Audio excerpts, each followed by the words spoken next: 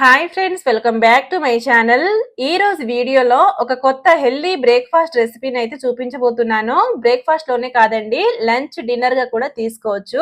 అలాగే డయాబెటీస్ ఉన్న వాళ్ళకి గానీ, బరువు తగ్గాలనుకునే వారికి లేదా హెల్దీగా తినాలనుకునే వారికి ఈ రెసిపీ చాలా బాగా యూజ్ అవుతుంది. అలాగే ఎప్పుడు తినే టిఫిన్స్ తిని తిని బోర్ కొట్టినట్టయితే ఇలా ఒకసారి కొత్తగా ట్రై చేసి చూడండి. సూపర్ టేస్టీగా అయితే ఉంటదండి, చాలా హెల్దీ కూడా. ఇక లేట్ చేయకుండా రెసిపీని అయితే చూసేద్దాం. ముందుగా ఈ రెసిపీ చేయడం కోసం అయితే ఈ కప్పు తోటి ఒక హాఫ్ కప్పు వరకు శనగల్ని తీసుకొని ఒక 7-8 గంటల పాటు అయితే నానబెట్టుకున్నానండి. మీరు బ్రేక్ఫాస్ట్ లోకి చేసుకోవాలనుకుంటే చక్కగా నైటే నానబెట్టుకోండి. ఒకవేళ డిన్నర్ లోకి కావాలనుకుంటే డే టైమ్ లో ఒక 7-8 గంటల పాటు నానబెట్టుకుంటే సరిపోతుంది. శనగల్ని ఇలా చక్కగా నానబెట్టుకున్నాక ఒక 2-3 సార్లు శుభ్రంగా కడిగేసి ఇలా ఒక మిక్సీ జార్ లోకి అయితే వేసేసుకోండి.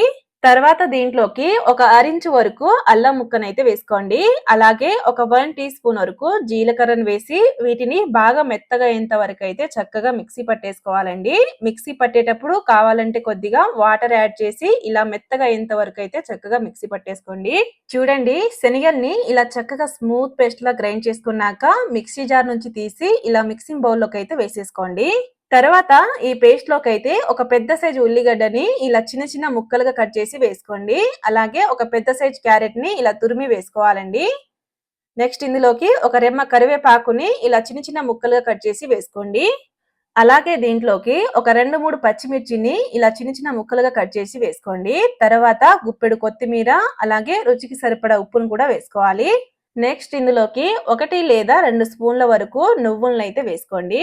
ఇలా అన్నిటిని వేసుకున్న తర్వాత చివరిలో ఇందులోకి జొన్న పిండిని వేసి బాగా కలుపుకోవాలండి. జొన్న పిండిని మొత్తం ఒకేసారి కాకుండా కొద్ది కొద్దిగా వేసి కలుపుకోండి. అయితే ఇందులోకి జొన్న పిండి ఇంత క్వాంటిటీ అనేది ఏమీ లేదండి. ఇందులో ఉండే తడిదనాన్ని బట్టి జొన్న పిండిని అయితే యాడ్ చేసుకొని చక్కగా కలిపేసుకోండి. కొంచెం సాఫ్ట్ ముద్దలా అయ్యేంత వరకు అయితే బాగా కలుపుకోవాలి.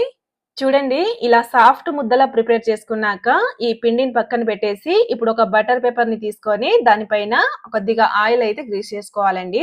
ఈ బటర్ పేపర్ కి బదులుగా కావాలంటే మీరు ప్లాస్టిక్ కవర్ మీద కొద్దిగా ఆయిల్ గ్రీస్ చేసి చేసుకోవచ్చు. ఇలా బటర్ పేపర్ మీద ఆయిల్ చక్కగా గ్రీస్ చేసుకున్నాక పిండి ముద్దను తీసుకొని ఇక్కడ చూపిస్తున్న విధంగా అయితే ఇలా చక్కగా ఒత్తుకోవాలండి చేత్తోటి.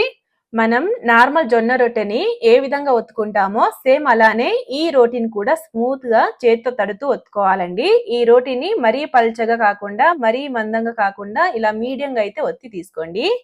ఇప్పుడు ఈ రోటి కాల్చడం కోసం అయితే స్టవ్ పైన దోశ పాన్ ని పెట్టి కొద్దిగా ఆయిల్ అయితే గ్రీస్ చేసుకోండి. ఈ ఆయిల్ కి బదులుగా కొద్దిగా నెయ్యి అన్న అప్లై చేసుకోవచ్చండి. నెయ్యి ఫ్లేవర్ ఇంకా బాగుంటుంది. ఇలా పాన్ పైన ఆయిల్ గ్రీస్ చేసుకున్నాక బటర్ పేపర్ నుంచి ఈ రోటిని తీసి ఇలా వేసుకోవాలండి.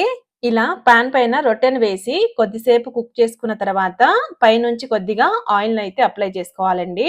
చూడండి, రొట్టె పైన ఇలా ఇక్కడ చూపిస్తున్న విధంగా ఆయిల్ అప్లై చేసుకున్నాక ఇంకో వైపు తిప్పి కాల్చుకోవాలి. ఈ రొట్టెని 2 వైపులా తిప్పి మీడియం మంటపై బాగా ఎర్రగా అయ్యేంత వరకు అయితే కాల్చుకోవాలండి. ఇక్కడ చూపిస్తున్న విధంగా అయితే ఇలా ఎర్రగా కాల్చుకున్నాక తీసి ఒక ప్లేట్ లోకి అయితే వేసేసుకోండి. ఇదే విధంగా మిగిలిన రొట్టెల్ని కూడా చక్కగా కాల్చుకోవాలండి. అంతేనండి, ఎంతో టేస్టీ అయిన హెల్దీ బ్రేక్ఫాస్ట్ రెసిపీ అయితే రెడీ అయినట్టే. ఈ రొట్టెల్ని వేడి వేడిగా అలానే తినేయొచ్చండి. కావాలంటే పెరుగు చట్నీ తోటైనా సర్వ్ చేసేసుకోవచ్చు. అంతేనండి, ఎన్నో ఆరోగ్య ప్రయోజనాలున్న హెల్దీ బ్రేక్ఫాస్ట్ అయితే రెడీ అయినట్టే. Thank you.